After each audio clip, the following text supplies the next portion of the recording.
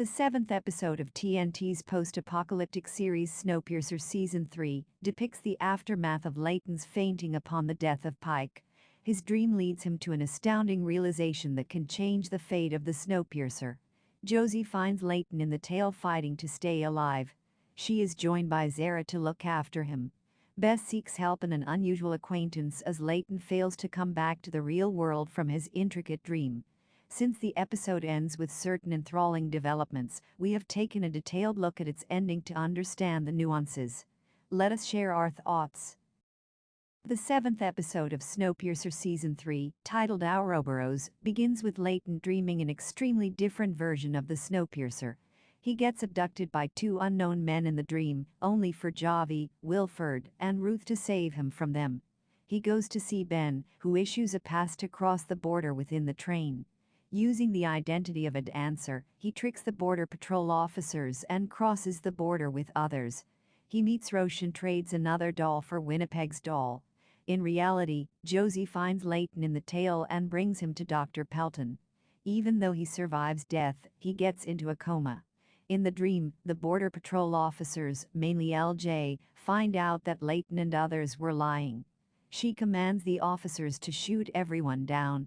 Layton somehow survives and gets arrested. He is visited by Pike, who asks him to repent for the sins he has committed. In the real world, Bess asks Miss Audrey to help Layton by getting into his head.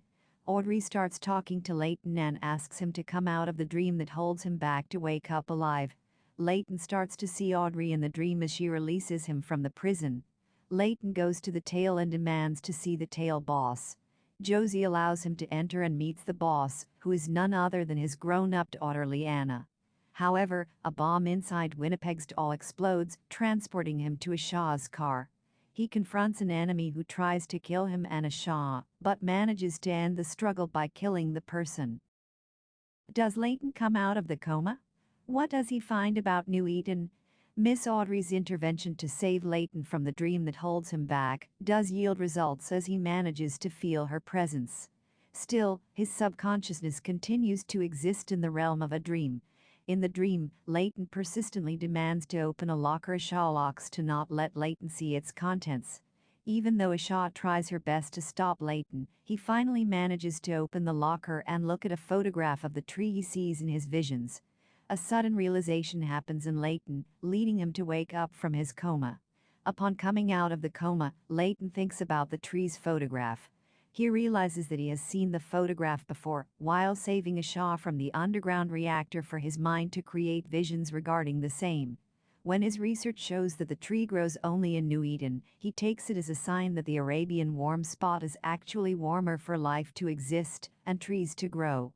He decides to lead the Snowpiercer to New Eden on the basis of his visions, considering himself as the messiah of the remnants of humanity. Layton's newfound understanding that the visions of the tree are just his mind's way of recreating the photograph leads him to realize that New Eden very well can be another barren and frozen wasteland. His desire to establish a human colony in New Eden also crumbles down with the realization.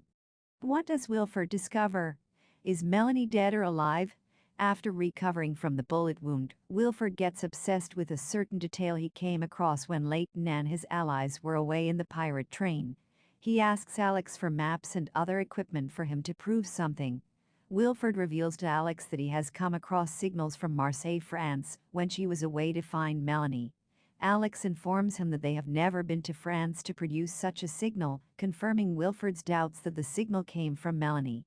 Since there are no other known survivors of the freeze in the world, Melanie can be the only one capable of sending such a signal. When Layton, Alex, Ben, and others fail to find Melanie in the service station, they fear the worst. Their fears seemingly come true when they read her journal in which she wrote that she is going to walk into the cold to die. However, Alex and others' initial understanding that Melanie is dead may change with Wilford's new discovery. The signal from France can be sent by Melanie, possibly after reaching there with other survivors.